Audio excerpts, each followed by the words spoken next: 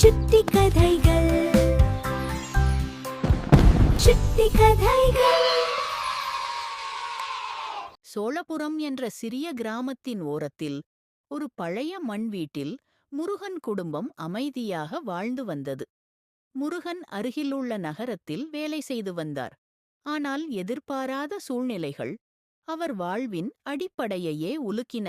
வேலை போய்விட்டது. வேலை தேடி பல இடங்களுக்குச் சென்றும் எதுவும் கிடைக்கவில்லை. நம்பிக்கை சோர்ந்து இறுதியில் தன் சொந்த கிராமத்திற்கே திரும்பினார். அன்று மாலை வீட்டில் மீனா சமையல் செய்து கொண்டிருந்தாள். அவள் வேலையை முடித்துவிட்டு வந்து பார்த்தபோது அவளின் கணவன் முருகன் இருந்தார். அவளின் கண்கள் சந்தோஷத்தில் பிரகாசித்தன. ஆனால் அந்த சந்தோஷம் முருகனின் முகத்தில் இருந்த சோகத்தை பார்த்தவுடன் மங்கியது. முருகன் தன் வேலை போன செய்தியை சொன்னபோது மீனா, இதெல்லாம் பெரிய விஷயமா, விடுங்க என்று சொன்னாள். அதே நேரம் பிள்ளைகள் தந்தையை பார்த்தவுடன் ஓடிவந்து கட்டிப்பிடித்தனர். அப்பா, இனிமே எங்களை விட்டு போகாதீங்க என்ற அந்த வார்த்தைகள் முருகனின் மனதை உடைத்தன. நாட்கள் நகர்ந்தன. பணமில்லாத வாழ்க்கை நாளுக்கு நாள் கடுமையானது.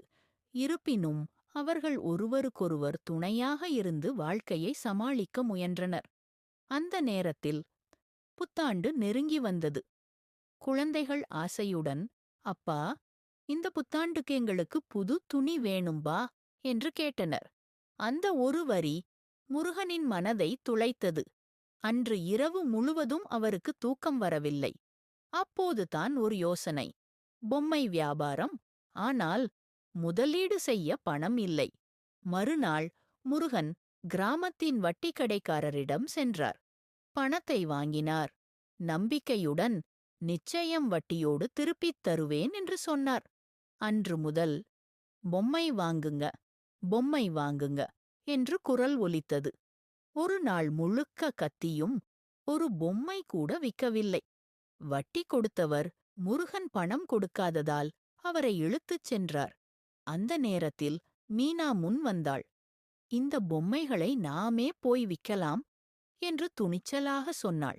அவள் தான் தெருவில் இறங்கி, பொம்மை அம்மா, பொம்மை வாங்குறீங்களா என்று கூவி விற்றாள்.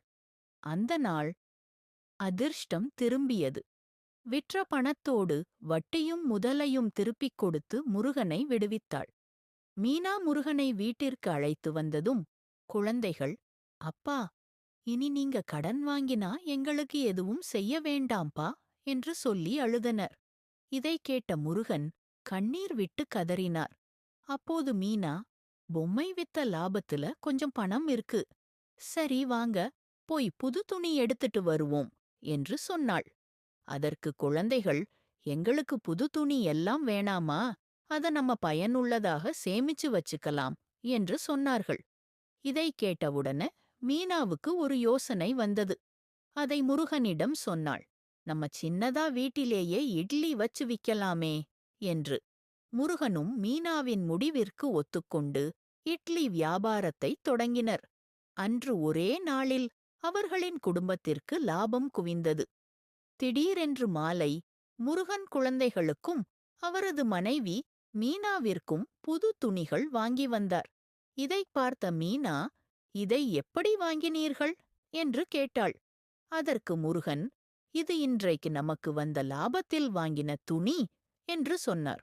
அதற்கு குழந்தைகள், அப்பா, உங்களுக்கு புது துணி என்று கேட்டனர். அதற்கு முருகன், என்கிட்ட ஆல்ரெடி இருக்குப்பா, நான் அதையே போட்டுக்கிறேன் என்று சொன்னார். அப்போது குழந்தைகள், நீங்க இப்படி சொல்லுவீங்கன்னு அம்மா உங்களுக்கு புது துணி எடுத்து வச்சிட்டாங்கப்பா என்று சொன்னார்கள்.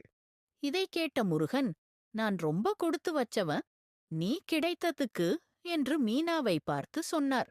அந்த நாள்தான் அவர்களின் வாழ்க்கையில் புதிய தொடக்கம். அந்த பணத்தையே முதலாக வைத்து ஒரு சின்ன மெஸ் ஆரம்பிக்க முடிவு செய்தனர்.